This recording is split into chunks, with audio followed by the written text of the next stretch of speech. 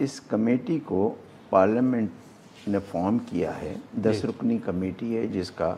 میں چیئرمین ہوں۔ ہمارا پہلا اجلاس ٹیوزڈے کو ہو رہا ہے جس میں ہم ٹی او آرز طے کریں گے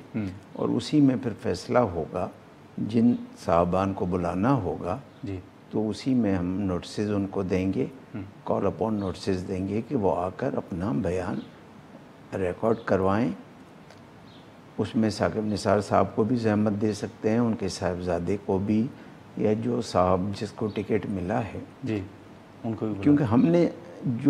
ہم جس بات کی طے پہ جانا چاہتے ہیں وہ پیسوں کا لین دین ہے کہ اس سے جمہوریت کمزور ہوتی ہے۔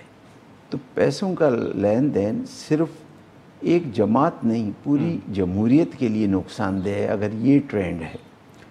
تو نادر صاحب ہم ان اے وے، یہ تو پارلیمنٹ آپ یوں سمجھیں کہ سابق چیف جسٹس ثاقب نثار صاحب کی مدد کر رہی ہے کہ اگر ان کے خلاف کوئی ایسی بہتان تراشی ہوئی ہے اور ان کو بدنام کیا گیا ہے تو ہم اس کی کریں آڈیو کی، اور جو انویسٹیگیٹنگ ایجنسیز ہیں ان کی سپورٹ لیں تاکہ اصل حقائق آئیں۔ اگر یہ پیسوں کی لین دین کی آڈیو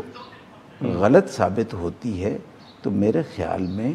اس کا فائدہ ثاقب نثار صاحب یا اس کے بیٹے کو جائے گا۔ تو یہ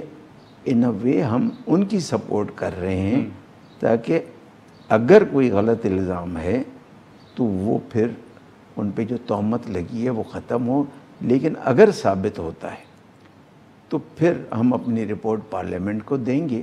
پھر پارلیمنٹ جو مزید کارروائی اس پہ کرے گی۔